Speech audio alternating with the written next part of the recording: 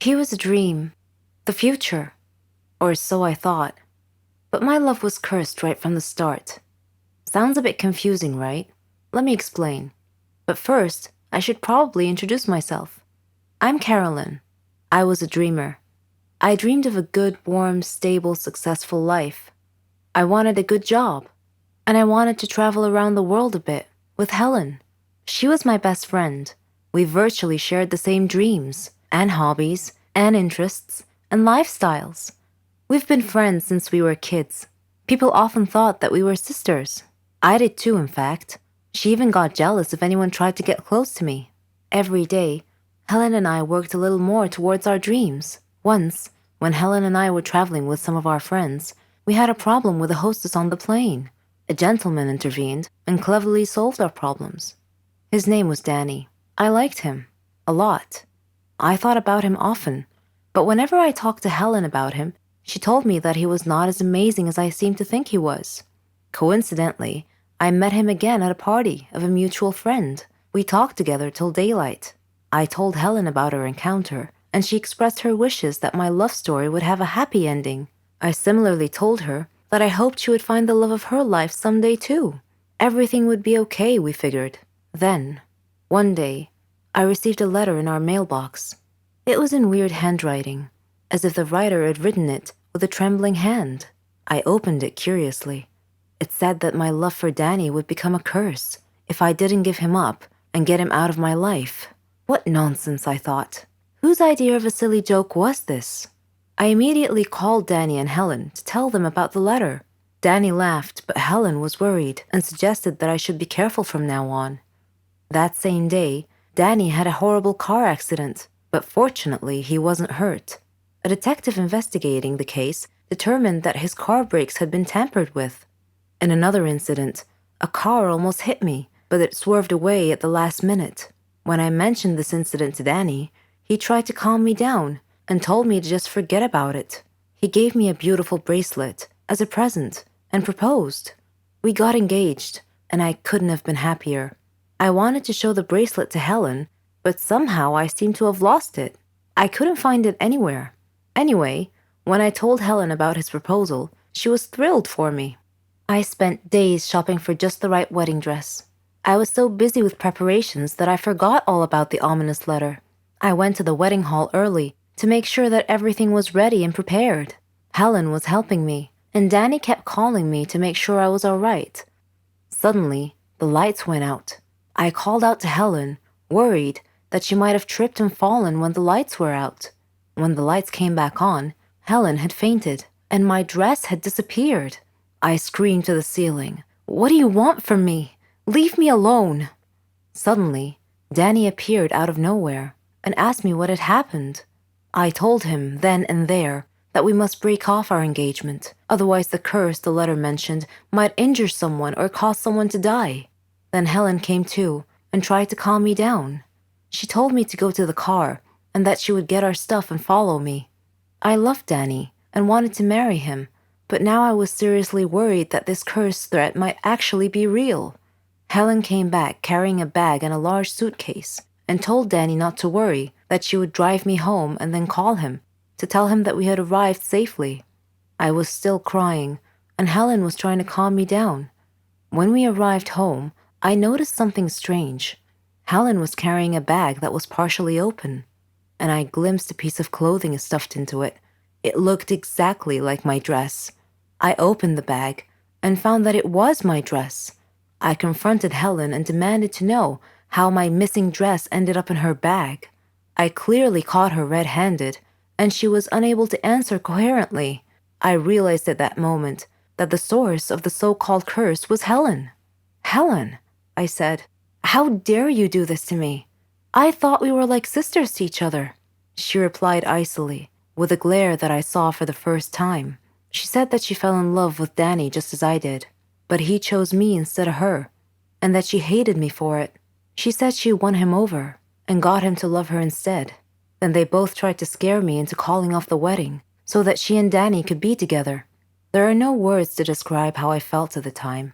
I replied in a similar tone.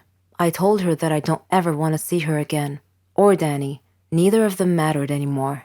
I never did see Helen or Danny after that day. I'm on a Caribbean island now, sipping on a cocktail.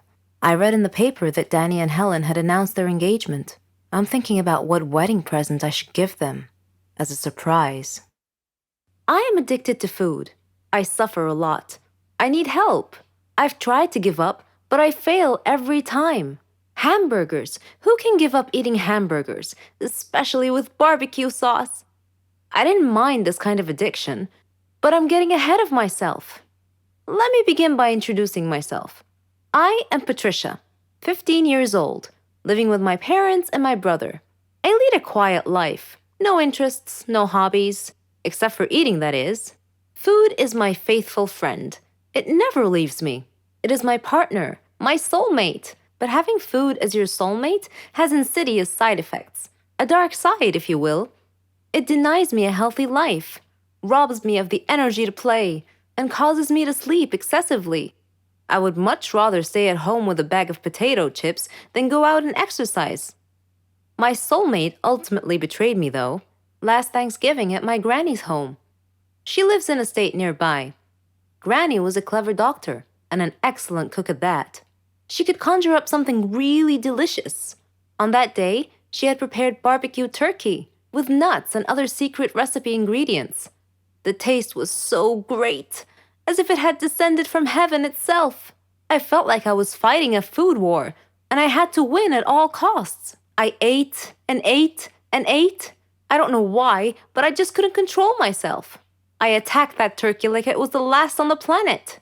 But every culinary war with a worthy adversary, such as the barbecued turkey, has its own unique type of casualties. Suddenly, I found myself unable to breathe. I fell to my knees and passed out. The turkey had won. I woke up later in the hospital, though, still clinging to an unfinished turkey leg. The doctor told me that I was gaining way too much weight. He said that I should be put on a diet. Diet?